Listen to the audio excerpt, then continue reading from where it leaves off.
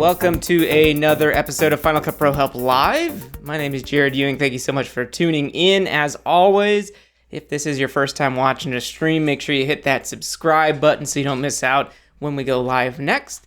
We've collected a couple questions. We see comments that you've posted on the YouTube videos and through Instagram at Final Cut Pro Help, and that's what we're going to be answering today. We do have a variety of topics that we're going to cover today, so let me list those out for you so you can get an idea. This is going to be geared a little bit towards those that are more familiar with Final Cut as far as the different features that are available in Final Cut, and specifically we're going to be talking about motion content and what that means inside of Final Cut Pro. If you don't know, there is another app that Apple makes. They're the developers of Final Cut, called Motion, and Motion is a motion graphics application that you can use to create titles, transitions, and other types of graphics. So if you do create that type of content, it's referred to as motion content, and we're going to talk about how you access that and get that in Final Cut,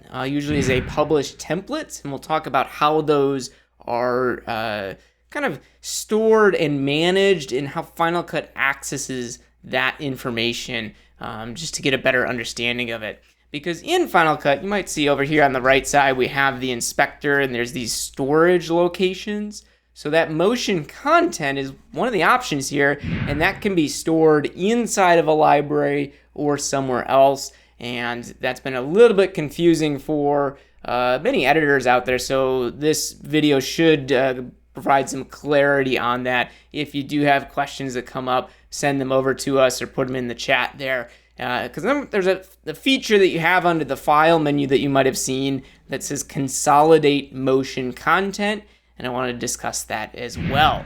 So let's dive into it. I first just want to talk about motion content and what that means inside of Final Cut and other places. So there's 4 areas where you're going to see this type of content. Let me resize Final Cut here on the topic. So at the top left of Final Cut, you do have a couple tabs that you can use to view your various spots as far as Final Cut and the browser is concerned.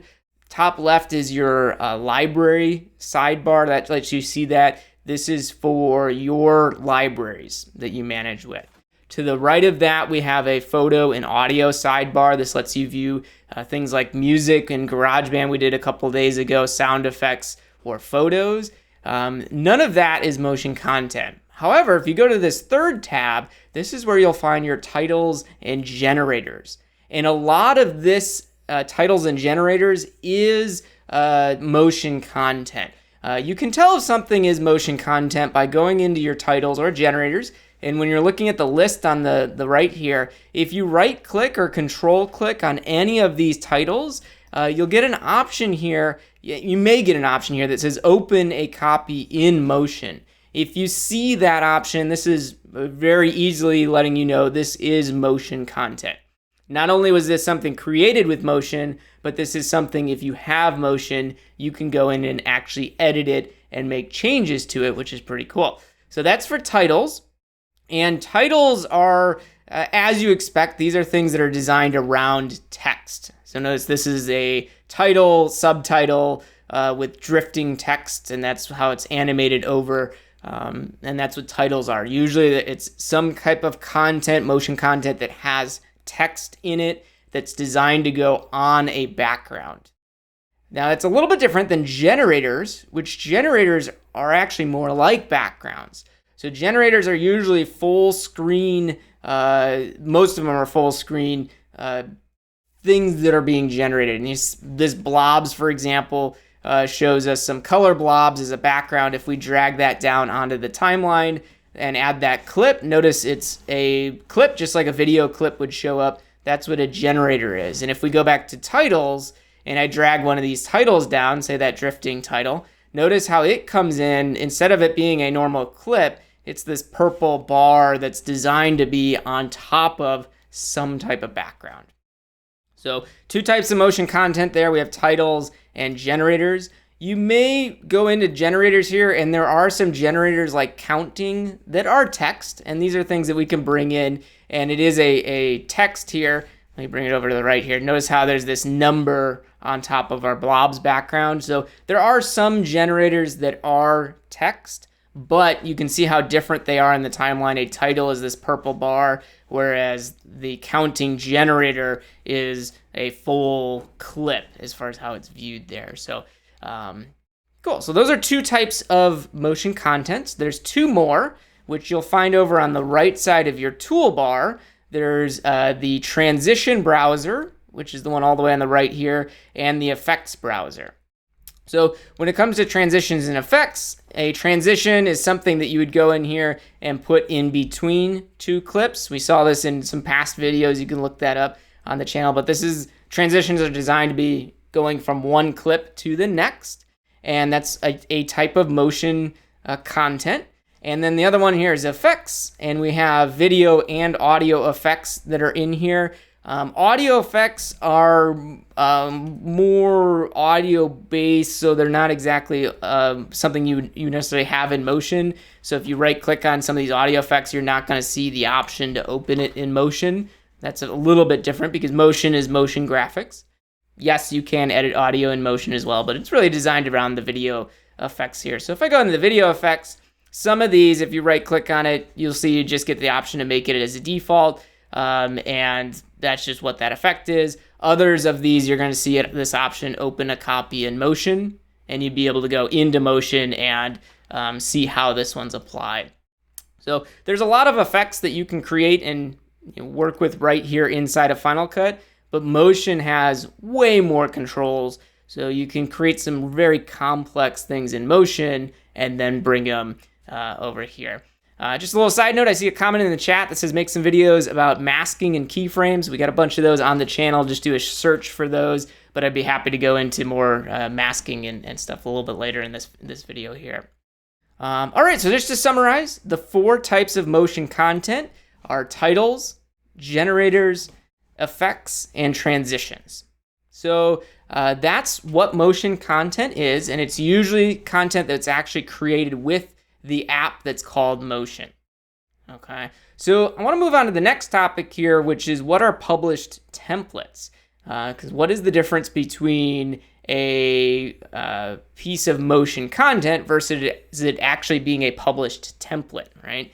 So this is where we start to get more over to the motion side of it and less into the Final Cuts here. So in our motion content, when we right click on any of these pieces of effects here and that kind of stuff, right click on these and you can say open a copy in motion, and we're actually going to go into that template inside of motion. All right, so I'm going to click on motion here. I'm going to minimize Final Cut, and we have an option here on the left side for all the various templates that you have in here. But if you just go to blank for motion, you can see a motion project, which we're not going to get into in this video here, but you can see Final Cut effects, generators, transitions, and titles. The 4 different types of templates that you can publish and create with motion, and once they're published, they're available inside of Final Cut. All right, so I'm going to go into a title that I previously created in the last video. You can watch if you want to see how to do that. And let me bring Final Cut onto my main motion onto my main display here, so you can actually see it and follow along. So this is a template, very, very straightforward template. It's a call out title that we've created. And because it's a title template, when you hit save, it publishes it right into Final Cut. You don't have to do anything else. It's just ready to go. You can click on the inspector tab here on the left side, and you'll see the published parameters. And we have the project layer here selected. So you can see those published parameters here. Or you can go to the properties tab and see the actual settings for the entire project that's here. So you have all the options as far as how this template is actually published and created.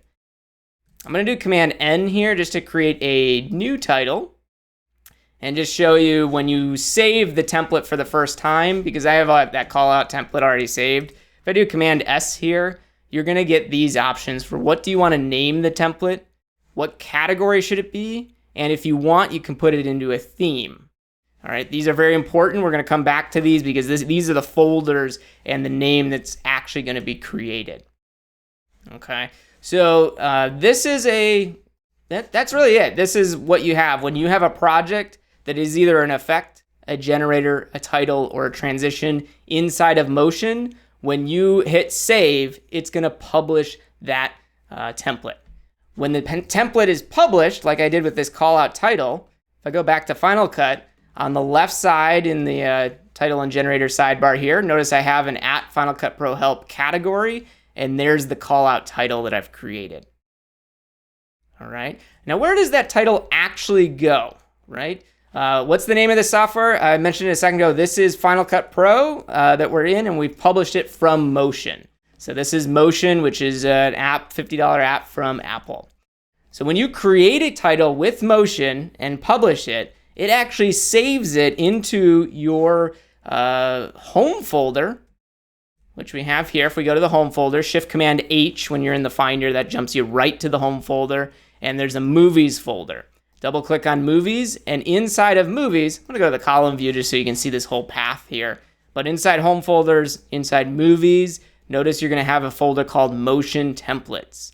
Inside of Motion Templates, you'll have an option that says effects, generators, titles, transitions, all the various things. Yes, it is a one-time buy. That's a good call out. Motion, I've paid for it once. I haven't had to buy it again since it got put onto the App Store. Same thing with Final Cut, one-time purchase, which is nice. So, and in my opinion here, because you can create all these effects, generators, titles, and transitions with Motion, you can spend $50 on a single plugin that someone's made, and I'm in the US as far as the currency goes, but you can buy all these third-party things that people have built for the same cost, if anything, way more than you can just getting Motion. So if you can, learning Motion can save you a ton of money on buying plugins and other things, so I recommend checking that out. But yeah, notice here, going through our folders in the home folder, we have Motion Templates, titles. There's the app Final Cut Pro Help category that I selected and created. Here's that callout title, which is the name of the Motion project when I saved it, and it's just called callout title.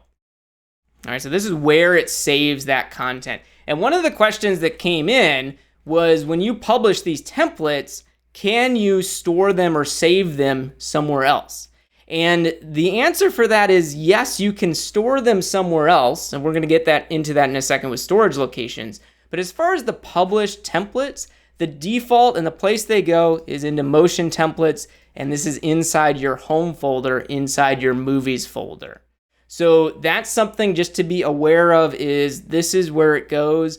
Right now, built into Motion and Final Cut, as far as I'm aware of, there's not a way to change those default save locations. That was a question that came through, I think, 2 days ago.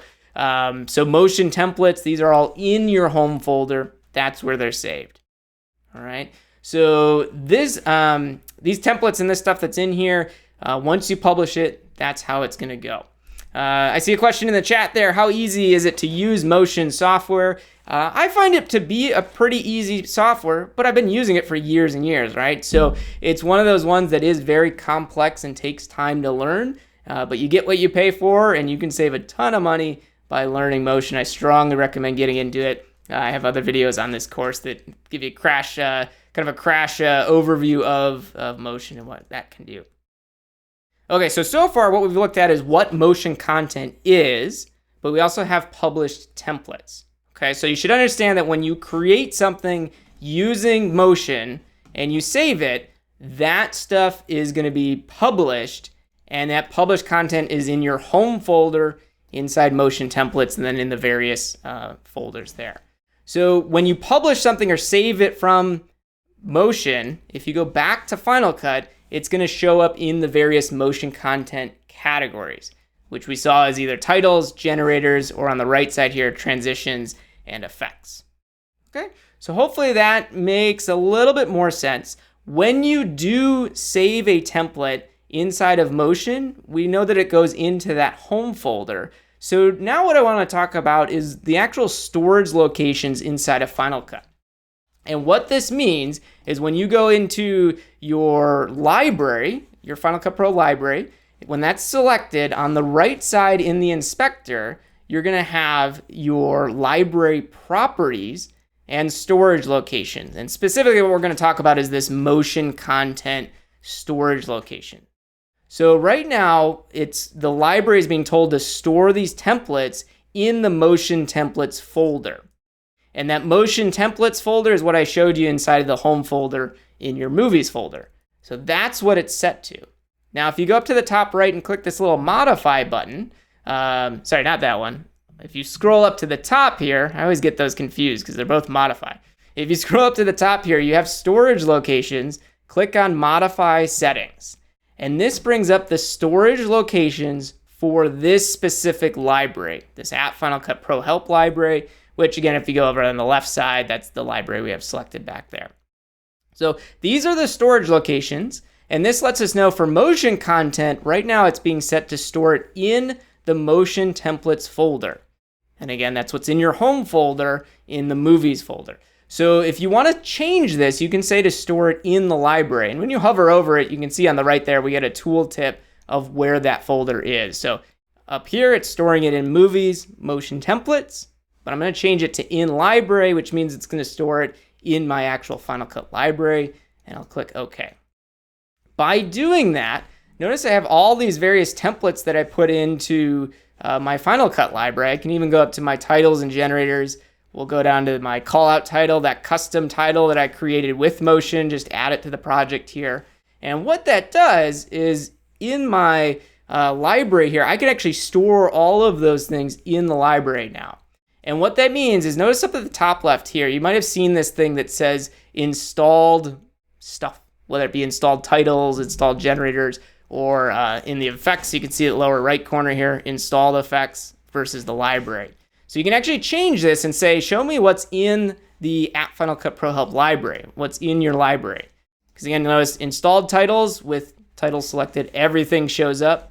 However, if I switch this and show the library, I can see, because I'm storing it in the library, this callout title that I used in the project is showing up here in this library, okay?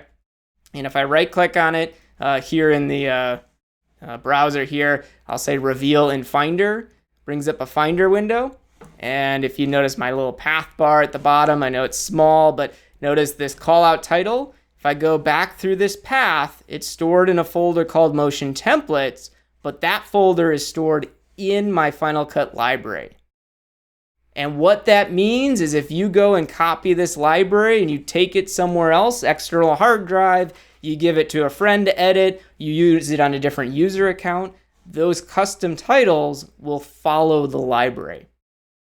Okay, so that's what storing some motion content inside a library, that's what this little setting is, and why changing that can help out if you move libraries around. If you're someone that edits on a computer and you're the editor, you get everything, you edit it, you finish it, and you deliver it, you don't actually do much communicating with others or other editors and going back and forth, this doesn't matter to you. It's really for the people that are moving around those custom templates that they're building, especially if you're using Motion to build those templates yourself. Okay, now that is what storage locations are for the Motion content. So now if I've changed this to in library, there is a last setting I want to look at under the File menu. You may have seen this. And under File, if you go down, there's an option that says Consolidate Motion Content. Okay. With that, what's going to happen is any content that's outside of the library will be consolidated or copied into your actual library. So that's one thing to keep in mind is if you're going to move this library around, make sure to go down with the library selected here on the left column, go down under File and say Consolidate Motion Content.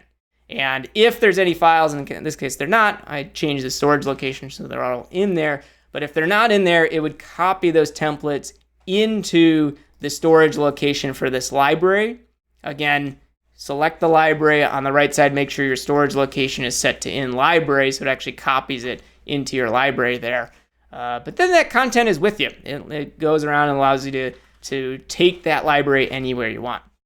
Just a little side note, one other thing that some people use this for is to make your library of titles, generators, effects a little bit easier to navigate. If you add all those into a library, instead of saying installed titles and seeing all of the installed titles, which these are just the defaults. I mean, you might have a whole bunch of third-party plugins and effects. This can help you narrow down what's actually visible there. So those are the things I wanted to talk about and had scheduled for this. I do want to get to the comments that are in there. So please, if you got any questions, go ahead and pop them down there. If something didn't make sense, you want a little bit more clarity, I'd be happy to talk about that. So the next thing that I see in here is the difference between motion and After Effects, and also kind of how easy is motion to learn. So that's a great question. So Adobe After Effects is a pretty complex app for creating motion graphics. And this is the app developed by Apple called Motion. So you have Adobe is the company that makes After Effects, and Motion is the program made by Apple that's similar in ways. However, I would say that After Effects is a more expensive subscription-based application right now. And if you are working in graphics, After Effects is a great app to know, and I would strongly recommend going down that road and learning it. There are, I would say, more options inside of After Effects. So it's hard for me to compare them and say, yes, Motion is a better app, or yes, After Effects is a better app, because it really depends on what type of content you're creating. If you're someone who's going through and creating things like these compositions where you have titles, moving backgrounds, you can see examples of these when you're looking at the various compositions, then what's nice about these is you can create this type of content inside of Motion and publish it so that it's available inside of Final Cut at all times. If you're a Final Cut editor, Motion is a tool you definitely should have. However, with After Effects, if you're someone who wants to spend a lot of time learning an application, I find there is a pretty big learning curve to After Effects. It's a great tool to have in your tool belt there. I use After Effects not that frequently, but I do use After Effects every once in a while to create things. And it's a great app. There's some things you can do with it that are pretty cool. But if you're a Final Cut editor, editing all the time, and you want to be able to very quickly create custom titles, generators, and effects, then Motion's one to learn. And because the learning curve on Motion is not that steep compared to if you're used to Final Cut, it's a good one to go in and learn. I definitely recommend doing that.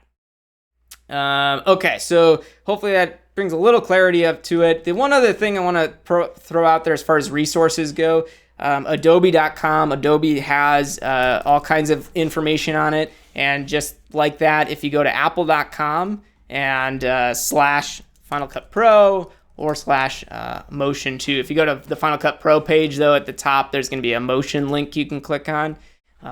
This Motion page does give you some more examples, and you can kind of scroll through here and get some information about what you can create. See the interface, creating effects, templates, and kind of some of the other features that it has in there.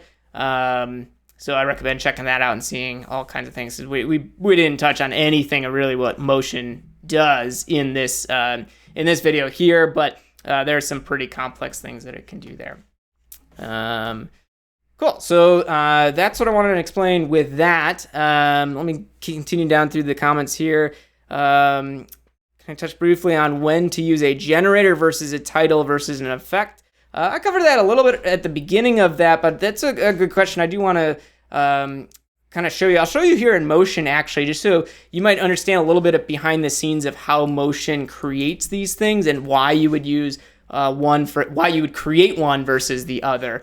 Because I think when you would use one is a little bit more obvious, because by default, a title is something that's got text on it. A generator is usually something full screen, and then we know what a transition is and an effect. But how they're actually built here in Motion can give you some clarity on when to use them. So I'm going to start with an effect. I think that's the easiest one to understand here. So with this is in Motion. So in Motion, you can use Command N if you don't see this and create a Final Cut effect and then click Open.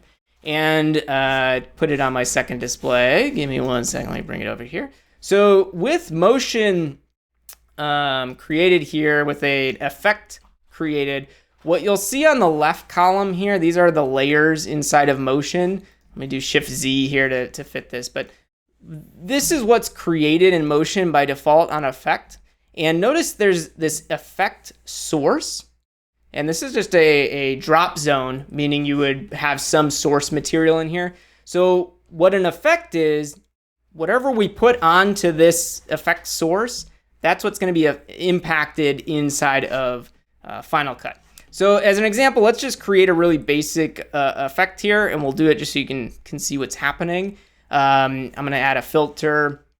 Let's add a color filter, and I'm going to colorize it, just dragging this filter onto it. And I'm going to go to the inspector. This is where you customize everything, and I'm going to make it a red. Basically, this is going to tint our footage red here, right? So there's my red background there. I'll do Command S. We'll call this template a red tint. And I'll add my handle there just so it'll be very obvious which one this is. Notice I don't have any categories right now, so I'm going to create a new category, and I'm going to call this new at Final Cut Pro Help.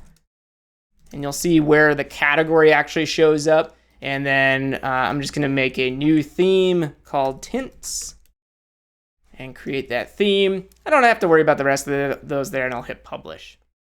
All right, so this is an effect, and we'll just go through all of them. Why not? I'll click back on Final Cut.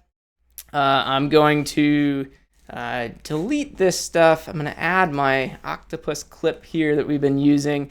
And now in my effects browser on the right side here, you'll notice I have a new at Final Cut Pro Help category. So that's where the category name shows up. Notice on the right here too, I have this line here that says tints. So this was that theme that shows up. And here's my red tint effect that I created. And all I have to do is click and drag this effect onto a clip. And this octopus clip, essentially what's happening is that drop zone that we saw in motion is being replaced by whatever clip I drag this tint onto. And then there we have our effect. So that's the first thing. That's an effect. And that's when you are in motion and you create a new project and you create an effect. All you have is this effect source. And that's what is replaced there. So that one I think is the easiest to understand and learn. That's why I picked that one first. Next is a generator. Let's go ahead and hit Final Cut Generator. I'll open that up and bring this over. A generator, unlike both titles and effects, notice in our layers here, there's nothing. There's no drop zone or anything else. And the reason for that is a generator, you're generating some kind of content, and that's what's being created. So back in Final Cut, if I go into my titles and generators sidebar, under generators, there's all these different generators here, and there's no drop zone. It's not designed to be added to another clip. That's why there's no drop zone there, right? It's just designed to be its own clip. It's its own thing. That's what a generator is. And for blobs here, let me go ahead and do this. I'm going to say open a copy in motion. We'll just backtrack and show you what it looks like in motion with a completed generator. And you can break all these generators apart too. This is one way to learn motion. But here, notice in our layers section again, we have this main group here. There's a color overlay. There's various elements, which these are actually going to be all the blobs that are generated and created. You can see this kind of opens up a Pandora's box of various things, but this is how that generator was created. But you could certainly go in here, customize it, create something else. So as an example, let me just make some drastic changes here. I'm going to remove the pink, and I'm just going to remove the blobs themselves. I'm going to go in the inspector here and change this to green, just so you can see that I've made a change to it. I'm going to hit Command S, and it says, do I want to save the original or save it as a duplicate? I'm fine saving the original. It made a copy already when I was in Final Cut. So there I've changed my generator. And if I go back to Final Cut here and go to generators, here's my blobs copy that it made. And I could drag that down in there instead of the actual generator we just have this green background, which I can still change the color of because that's a published parameter. Okay, so again, to summarize, we have an effect which uses whatever clip you drag an effect onto in the background there to apply the effect to. We have a generator that's completely its own thing. It's its own clip. And then we have a title. And a title is kind of a mixture of both of those things, because what a Final Cut title or a motion title, what it does when we create it, let me go down and create a title and hit open. And again, let me move this back over. What a title does is, instead of just the title background, which this would be the clip that you're dragging it on, again, this is in motion now, this title background is going to be used as the clip you're dragging it onto. And then you have your type text here, and that's whatever actual text your font is that you would put in here. So I could have this be a title. I could change my size of the text wherever I want it to be. I could reposition it, make all these various changes to this title with it selected, of course. And then essentially this is my text, this is my title that would be used inside of Final Cut. So if I hit save, Command S, we'll call this our new title. It'll go into that Final Cut category. I'm fine with that. Let's make this a title. We'll just have it be a title theme. I'll hit publish. And then back in Final Cut, under my at Final Cut Pro help category, notice I have a new kind of a new theme here called title. There's my new title, which, again, this is nothing you'd ever want to actually use, but this is just a piece of text that's laid over a background that's there. Okay, so I know you said briefly touch on what the difference between all of those are, but that's kind of the difference there. Is a title has a background that it's going to use to place the text over it. A generator is just its own thing. It's its own clip. And an effect has some clip that it's going to be applied to make that effect happen. Okay. Next question I see there's animated photos, like building a slideshow in motion versus Final Cut. I would probably not create a slideshow in motion. The motion is great, and you can do some pretty cool things to it. And yes, you could certainly create a slideshow in motion. If you created a new motion project, you could go and animate everything as far as the picture goes, where those pictures are, and creating a photo slideshow. However, I think there's very few reasons you'd want to, I'm thinking like a 2 or 3 minute slideshow or longer. It's going to be a lot easier to edit that and do most of what you'd want to do in a slideshow here in Final Cut. Now, with that being said, if you do want to go above and beyond and create effects and various transitions and moves that are just really, really complex, then maybe motion is the place to go. However, for most slideshows, when we're talking about animated photos only, usually Final Cut is going to be the better place to go there.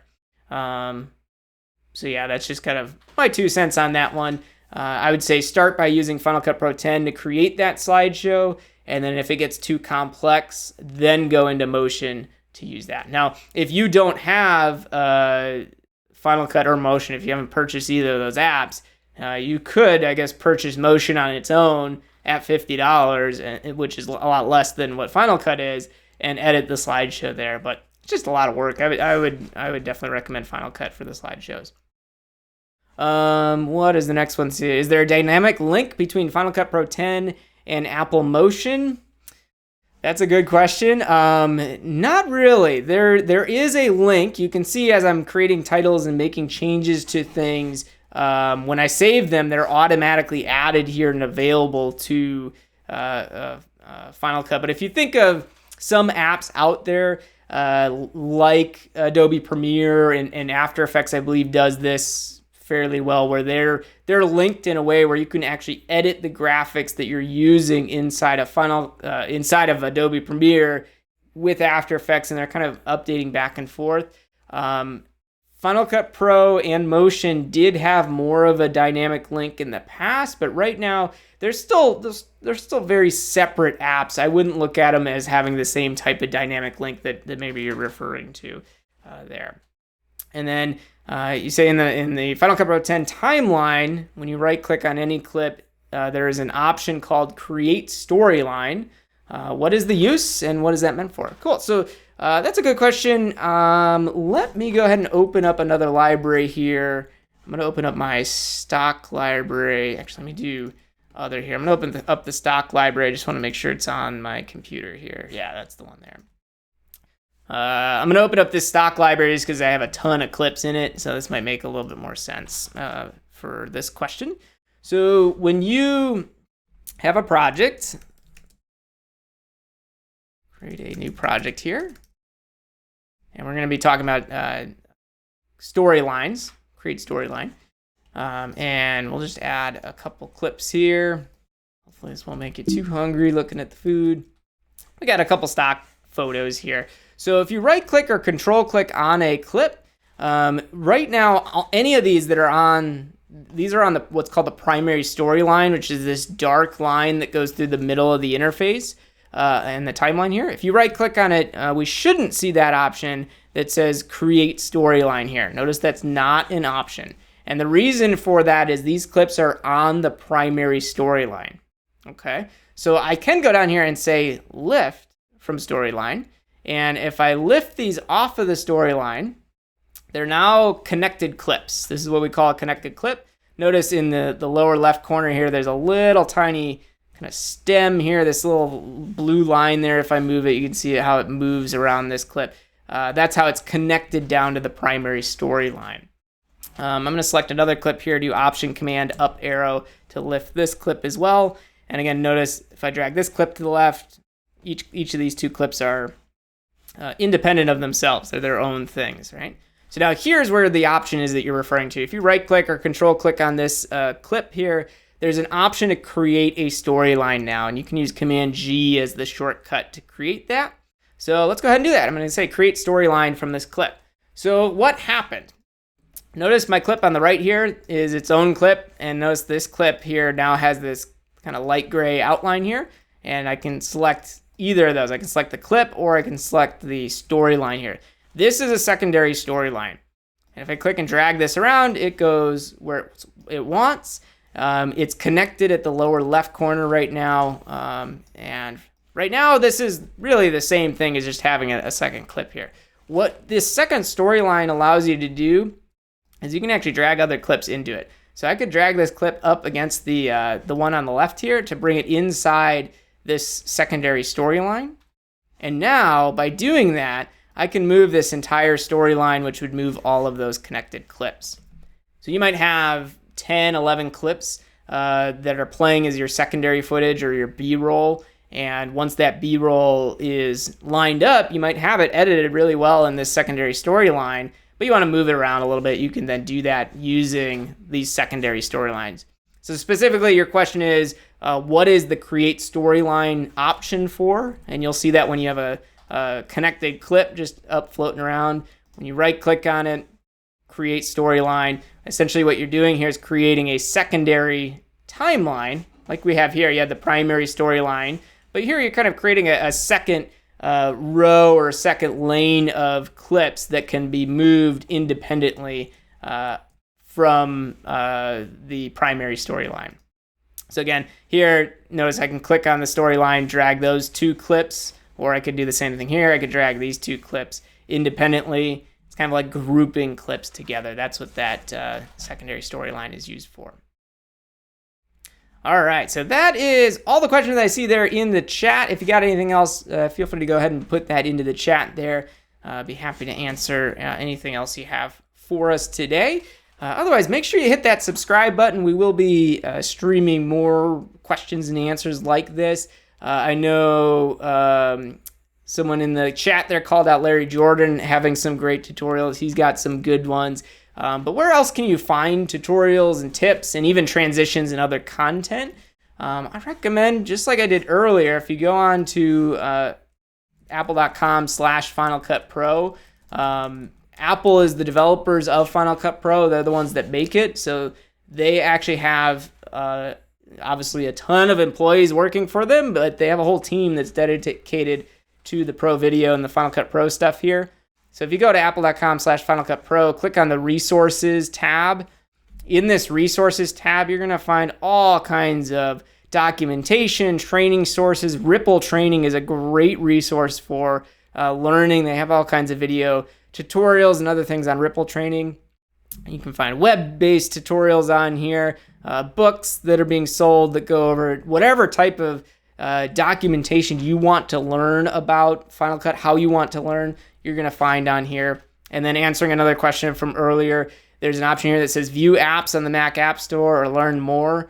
Click on these tabs to go and see all kinds of other plugins and resources. I always recommend starting here because most of these, as far as I'm aware of, have been vetted by Apple and that entire team that's working with this stuff. So if you want effects for Final Cut, you can go and do it here. You certainly do not have to get motion and create it. If you want stuff that's pre-built, there's tons of that on here. A lot of this stuff is paid content, but you'll find a lot of free content as well on there, or at least trials, so you can test out this stuff before you have to purchase it.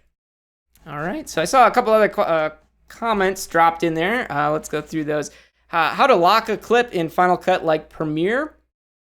So it's a good question. So we just talked about secondary storylines and being able to connect clips to various places and keep them in place. The reason you have this is Final Cut Pro 10 is built around what's called the magnetic timeline. And the way the magnetic timeline works is if I delete a clip, everything else slides down. So let me go ahead and add just a few more donuts here, these delicious desserts to this timeline. So if I click on a clip here, like this middle clip, this is what's called a gap clip. If I click on a gap clip and hit the delete key, notice everything to the right here, when you hit delete, it all slides over, right? Because it's all working off this primary storyline here, this magnetic timeline. So when you talk about locking a clip, because everything is magnetic and working together there, you can't lock the position of it like you would in Premiere, which has tracks. Final Cut Pro 10 is not a track-based editor, so you can't lock something at a specific time in a specific spot. And that's something that is really a feature. I mean, that's a benefit. This magnetic timeline stuff really saves a lot of time when you're moving things around. Now, occasionally you do want to maybe delete a clip or move something around without everything moving around. And unfortunately, what I do see people doing, let me just select all and hit delete here. What I do see people doing is they create a project and then they use Option W to insert a gap clip. And so here we have our gap clip on the primary storyline. And then what they do instead is they drag everything down and they make it a connected clip. So this is a way that if you absolutely want things to just stay locked where they are, you could do it this way by creating a gap clip and then just connect everything, and then you're editing everything up here off of the primary storyline there. And for me, I find that annoying because if I wanted to close this gap here, I'd have to click and drag, and things can get very messy by doing this. It's much better to learn how the magnetic timeline works. And as an example of that, let me delete this gap clip. Now everything's on this primary storyline. Notice if I want to rearrange things, I can just click and drag, and it allows me to rearrange those without them leaving any empty frames anywhere in there. If I want to, I can select a clip, do Option Command Up to lift it off of the storyline there, and I can drag this somewhere else.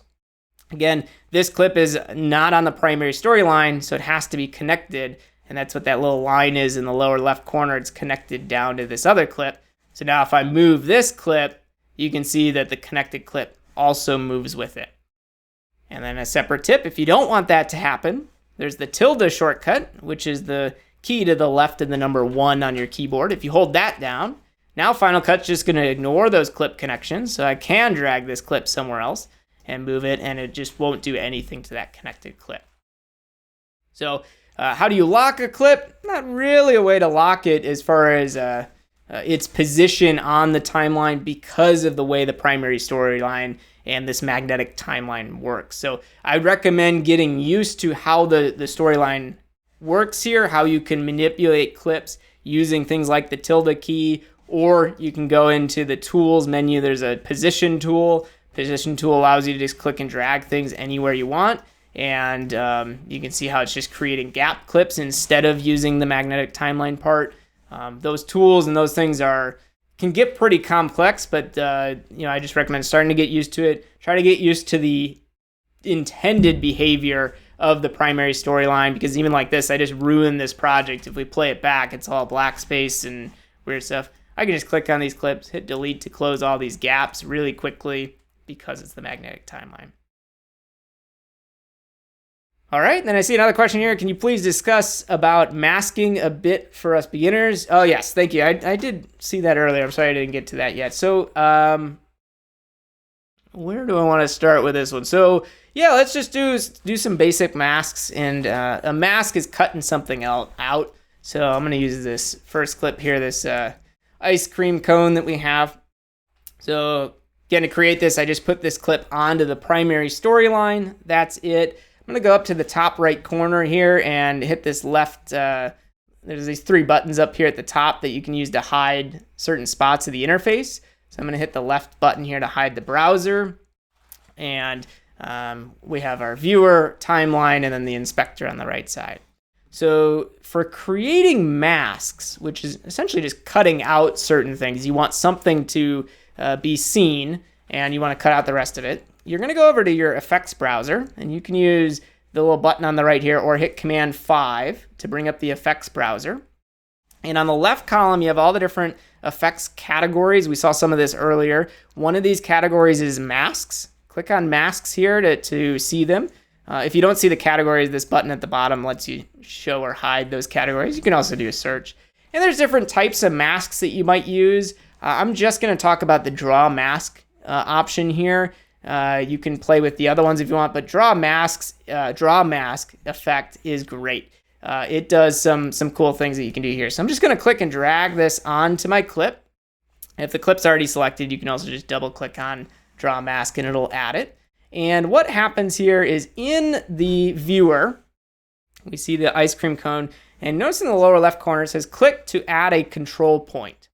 So this is my arrow turns into this little pen control point adding button here. And a control point is what it sounds like. If I just click in the grass here, notice it's that red dot there. That's a control point.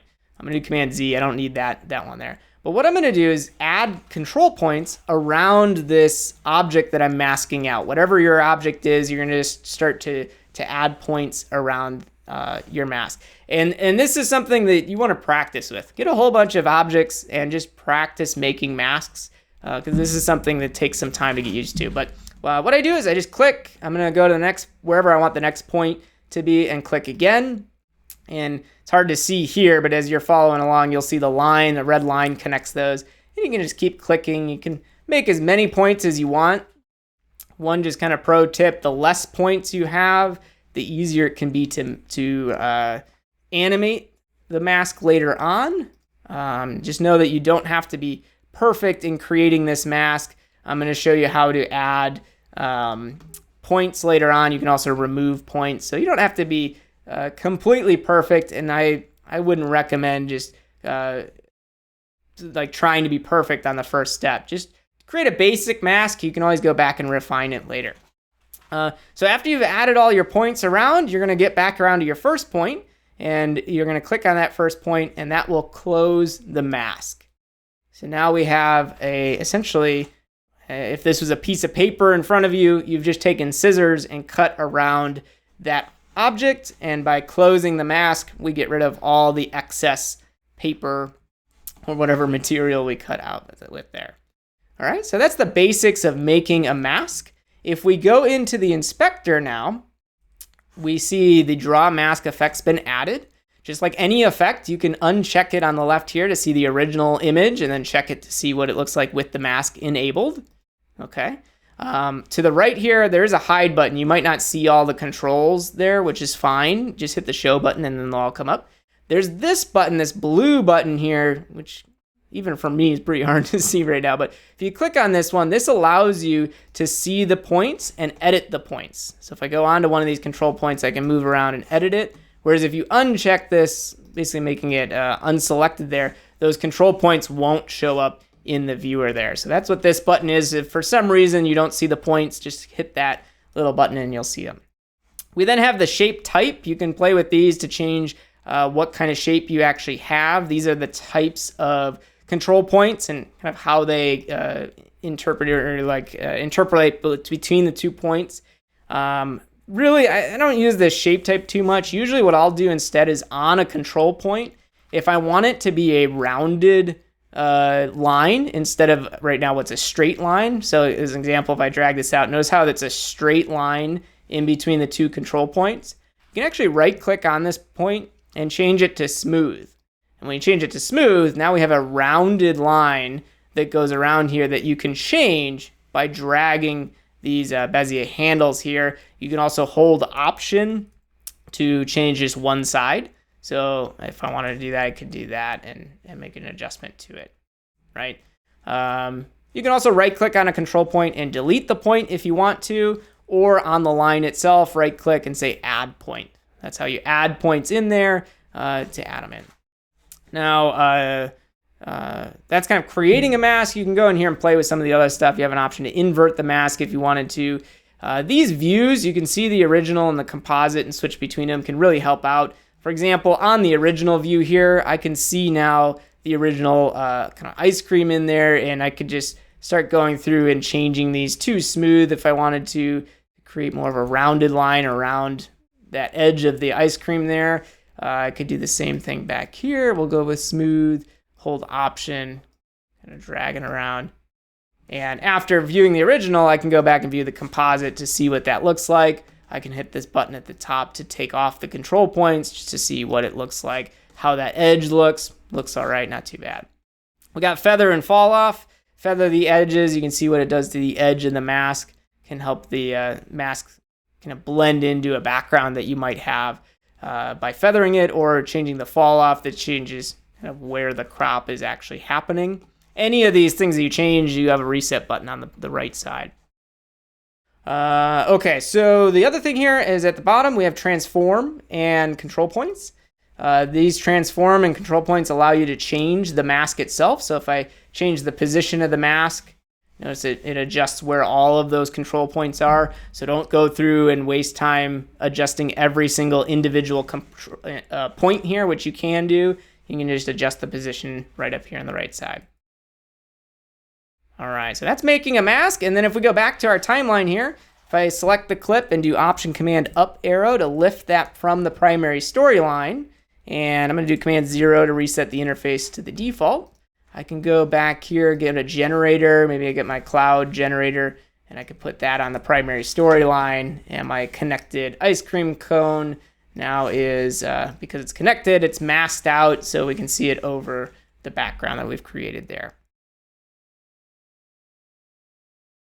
All right, so hopefully that brings a little clarity to kind of making a mask for beginners. Obviously, it's a very complex thing, and I wouldn't necessarily start with something so complex with masking. What I would start with is more simple shapes. This actually is a kind of a fun picture here with these various suites there. We can add the draw mask, and you can start with something very basic like a rectangle or a square. Click, click, click, click around the image and mask that out.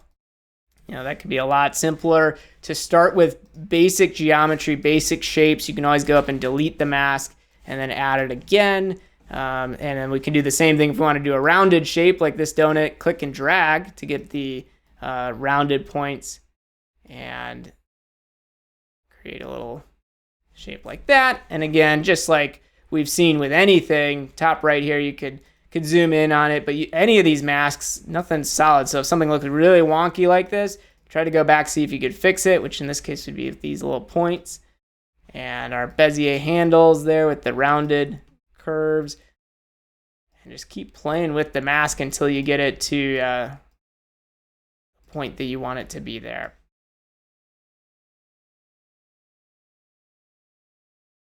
Masking can be super frustrating, but it can also be a lot of fun. In this case, I could add a second draw mask, and I'm just going to do a really quick square here in the middle, but you could go and do something like that, and then invert the mask, and now we have our donut hole. So if we get the clouds back up there, notice we have a donut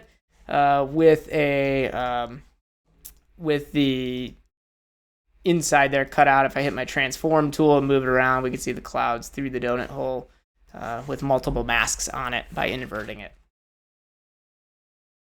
All right, next question I see there.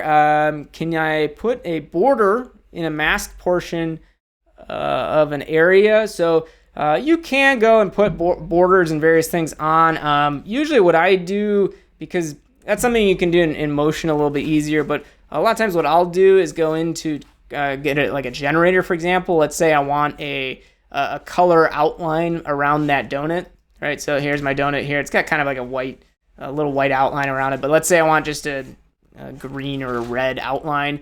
I can go into my generators, go down to solids. Let's get this vivid color generator, either vivid or like the custom one. Make sure that your color is underneath your source. And with that selected, I can just go and select my abstract art here, my abstract image, which is this donut. I can select the mask that I've already created, do Command C. I can go down to my vivid clip here and do my paste effects, which is one of my favorite shortcuts here. You have paste effects, or you can do paste attributes. Paste attributes, you can select which one you want, which I had two masks in this case. Maybe I just want the first mask. I can hit paste. And so there's the mask that was already created from the first image. So now I can move this and reposition it as needed around the object that was there. Again, you can see this is not just a simple circle. This is that same mask that was there before. So I can see it here. I can use transform down here at the bottom to change how thick of a border maybe I'd want there. And I can put that on there. And then just like before, I can do Command C again on this other clip. Use our paste attributes, Shift Command V to paste the other mask. So if I do want an interior cutout, maybe I don't want the blue outline, I can do that as well. And then that creates it there. This is a great example of when you'd want to probably select these and do Option G to group these into a compound clip. So we have our donut there. I can group this into a compound clip, and now I can move this around on its own, and it's its own thing that's there. So that is kind of, as far as outline goes, when you're dealing with masks, this is usually how I do it, is by copying the mask from another spot, going to my more complex mask that I created with this ice cream cone. I could do the exact same thing. I'm going to grab a custom color generator, drag this down so that it's underneath my ice cream cone. Black's not the most interesting border color for the ice cream cone. Let's go with like a goofy orange there. With the orange selected, just going to select my ice cream cone, do Command C, Shift Command V onto the custom one here. I have my draw mask effect. I'm going to make sure nothing else is activated. I'll hit paste. And I have my masks pasted on there. You can see it's a disaster right now. It's not sized correctly.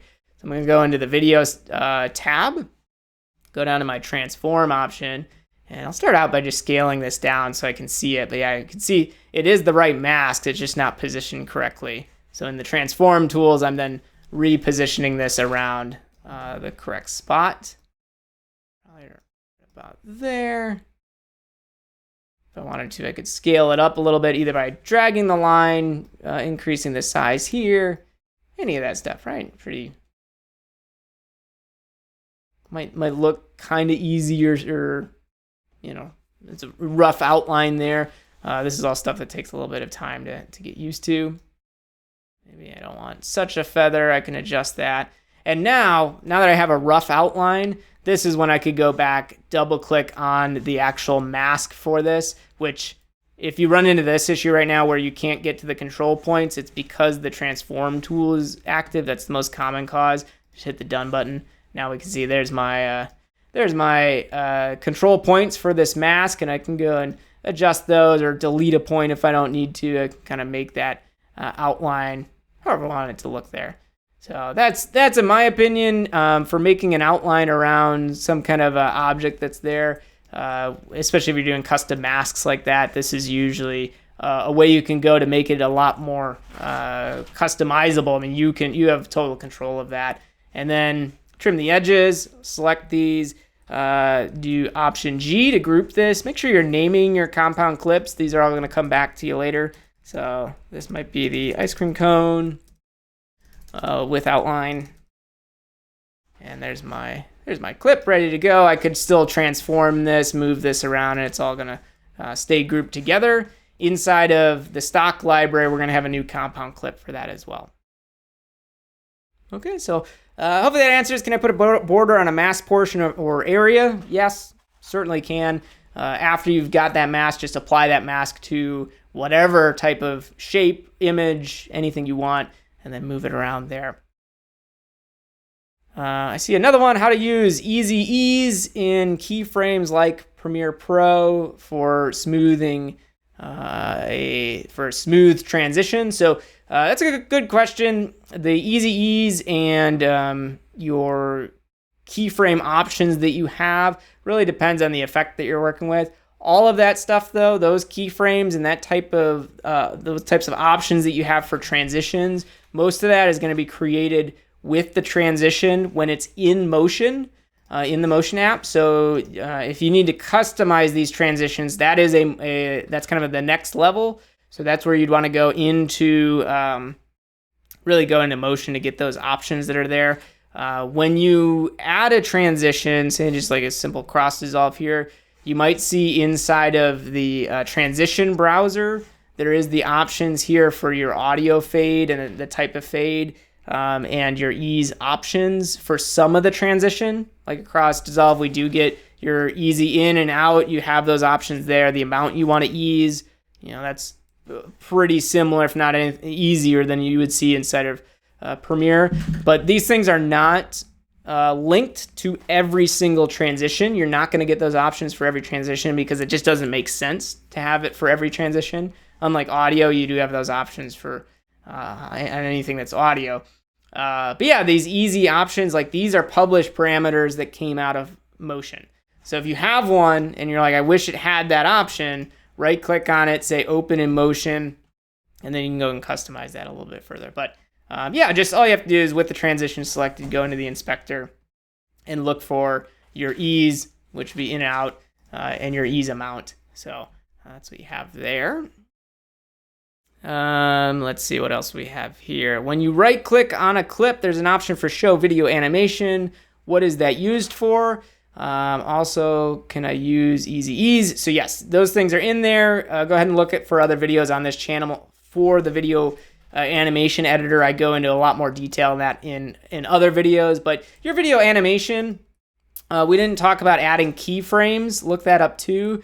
You can keyframe any of these things, like your position, for example, to make changes. So this donut's making me hungry, but looking at this little donut here, let me extend this out. Yeah, this is fine, but let's move this donut, right? So I'm going to have it so this thing starts on the left. I'm going to add a keyframe, go over to the right side here with it selected, and we'll just drag it across the screen. Very basic, right? Nothing complex. This is just dragging something so it slides from left to right. If I right click on the clip down here and go to show video animation or Control V, this shows you that animation. And essentially what this is doing is showing you keyframes in the timeline. So you can see that you have animation and you have keyframes up here in the inspector, but it's hard to understand where those keyframes are and be able to manipulate them. And that's really what this video animation allows it to be a little bit easier. Right now, if I play back this clip, notice that donut shape there is moving from left to right, and it's actually kind of slow. It takes a little bit of time to move over there. If I wanted to speed that up, very easy using the video animation here. All I have to do is go and click on this first keyframe, drag it to the left so that these two are closer together.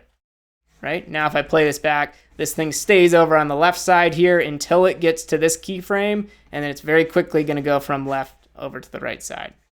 So this video animation allows you to change keyframes in time. That's kind of the simplest way to explain it, but you do have a lot of other options in here. You can right click on keyframes to make changes to them, including things like the easy ease you saw. You do have those options on some of the effects and the parameters that you have. You can go and see some graphs like you do here with opacity that you can make changes to. You can hit your range selection tool as well to select the range to add 4 keyframes at once. All kinds of cool things you can do in there. But take a look at the other videos on this channel. Just do a search for video animation. You should find some cool stuff on there for that one. All right, so that's what I got for you today. Thank you so much for tuning in. Again, make sure to hit that subscribe button and turn on notifications. We'll be going live again soon, maybe tomorrow. We'll see what we got. But keep sending messages. You can also go on to Instagram.com/FinalCutProHelp. We post daily shortcuts on there. So we're trying to get as much information to you, as many tips as we can over there. I very recently put up the entire Final Cut Pro from start to finish course just on YouTube here for free. So go ahead and watch that if you're looking to learn more. There's a lot on there. And I hope this gives you something to work with. But again, anything else, reach out. Otherwise, you all have a wonderful rest of your day.